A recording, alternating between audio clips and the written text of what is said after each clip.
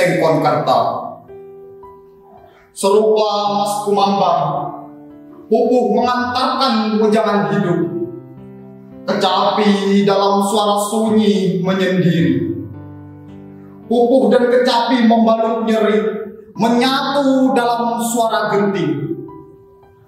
Terluka, melukai, luka-luka, menganga akibat ulah manusia. Terengah-engah dalam tabung dan selang. Aku, seorang petani Bojong Sari, menghidupi mimpi dari padi yang ditanam sendiri. Sederhanaan tentang hidup dapat untung dilipat dan ditabung. 1974, tanah air yang kucinta berumur 29 tahun. Waktu yang muda bagi berdirinya sebuah negara. Lambang Garuda, dasarnya Pancasila. Undang-Undang 45 merajut banyak peristiwa. Peralihan kepemimpinan yang mendesak. Bung Karno diganti Pak Harto dengan dalih keamanan negara. Pembantaian 6 jenderal 1 perwira 6 jam dalam 1 malam. Mati di lubang tak berguna. Tak ada dalam perang Mahabharata, bahkan di sejarah dunia, hanya di sejarah Indonesia. Pemusnahan golongan kiri, PKI wajib mati. Pemimpin otoriter, rebelita. Rencana pembangunan 5 tahun bisa jadi rencana pembantaian 5 tahun. Di tahun-tahun berikutnya, ku dapati penembak misterius. Tak ada salah, apalagi benar. Tak ada hukum negara. Pembantaian di mana-mana, diburu sampai dor di mulut, dor di kepala, diikat tali, dikawanikan. Penguasa punya tahta yang tidak ada, bisa diada-ada. Akulah sang yang sakit, berusaha menenang luka di bahu, di punggung, di batuk yang berlapis tuberkulosis. Malam Jumat 21 November 1974, yang malam Jumat Yasin dilantunkan dengan hikmat. Bintang-bintang berzikir di kedipannya. Suara-suara binatang melengkirkan pujian-pujian untuk Tuhan. Istriku masih mengenakan mukena, mengambilkan minum dari dapur. Di kejauhan terdengar warga desa gaduh.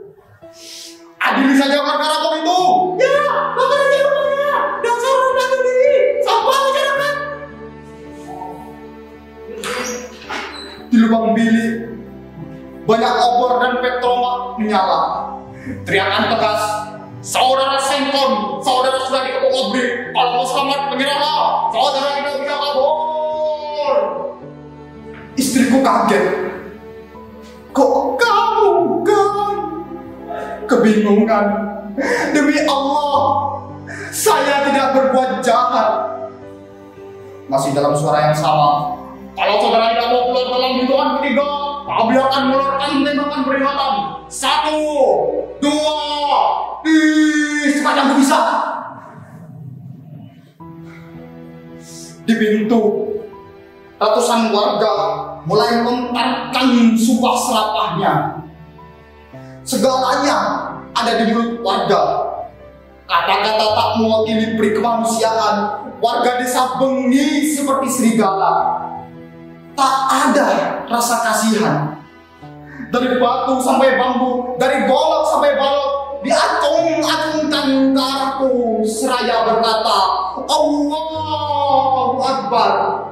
Batu, bambu dan balok berterbangan ke arahku. Saudara-saudara sekalian, tolong hentikan, biar pengadilan yang menentukan hukuman. Aku masih diselimuti kebingungan. Di bawah razia seluruh badan. Kepalaku ditodong senjata laras panjang mendekati puluhan ABRI dan polisi. Ya, gantung saja.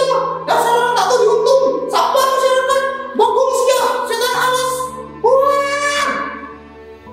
Dulur aing baik gara-gara sia anjing.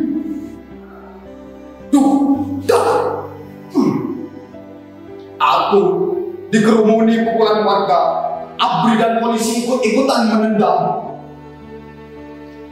Dor! Suara tembakan di langit terdengar sayu.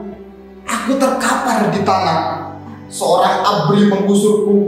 Darah dan becek bercampur di tubuh. Aku dilemparkan ke atas bak mobil. Kondisi antara sadar atau tidak. Selang kejadian, suatu dilemparkan ke bak mobil. Ada sebagian tubuh yang menindih. Ku perhatikan wajah yang terluka itu. Ternyata kami ditangkap atas tuduhan pembunuhan juga perampokan.